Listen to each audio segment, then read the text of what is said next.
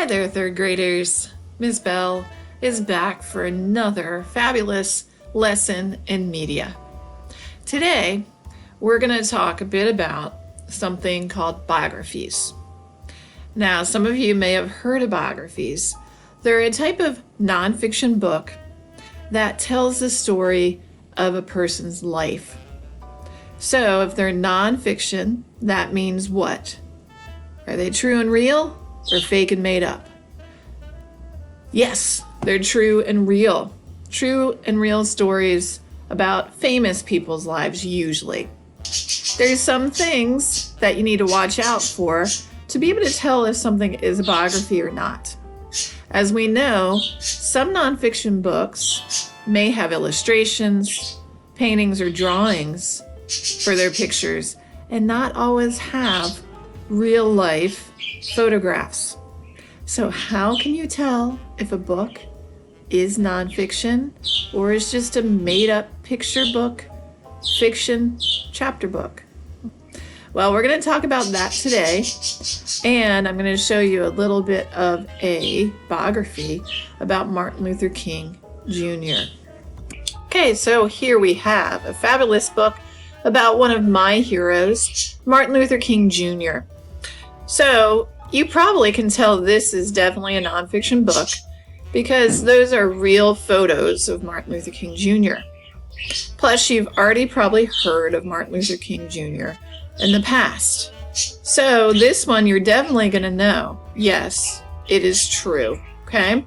So some things to look out for if you are using a nonfiction book for research is to look for the table of contents, because say you just want to know about Martin Luther King Jr. and the things he did for civil rights to make things better for African Americans and other people in our country.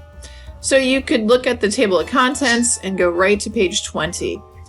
Also, another thing to really look out for is a timeline.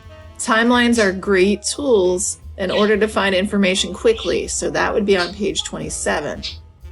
So if you look through this, you can definitely tell it's all true. You got nice pictures of Martin Luther King Jr. as a kid, pictures of his neighborhood or the area he lived where things were segregated, meaning black and white people were separate, living in separate neighborhoods, going to separate stores and restaurants, things like that. So you can flip through and tell this is definitely something that's nonfiction. Right here, there's little text boxes with extra information. So those are things to look for when you're doing research on a biography. And you want to look at the captions for the pictures as well. If you're doing research and you don't have a lot of time, find the timeline. So the timeline will give you dates that are important to that person's life. All right, so that's an easy way to figure out if something is nonfiction, but what if it's somebody you've never heard of before? How can you tell, since this is illustrated, if this is a real person that this book is about? Some things you can look for, like the author's note here. William Howard Mays Jr. was born near Birmingham, Alabama, in the suburb of Westfield on May 6, 1930. He began his baseball career when he was only 10 in 1947. So that seems like it's probably something that is going to be true and real. But if you're still not sure, you could go into the book and, is this just a fiction picture book or is this a true story? Well, if you keep going through, you'll notice here there are notes saying different dates about real people like Joe DiMaggio. And each excuse me, is going to have things like this. So that tells you that this is something that's probably real and true. And if you're ever unsure of if something is true or not, you can always keep going through the book, because like right here it gives you different statistics on how Willie Mays did when he was playing baseball. So at bats, batting average, hits, that's all real stuff. Also, the place where you find the book in the library would tell you. This would be in the biography section. So biographies are always true stories about real people. It also gives you Hall of Fame links. So that would point to Willie Mays being true and real. And it doesn't have a timeline like the Martin Luther King Jr. book. If you have to, just Google the person and see if they were real or not.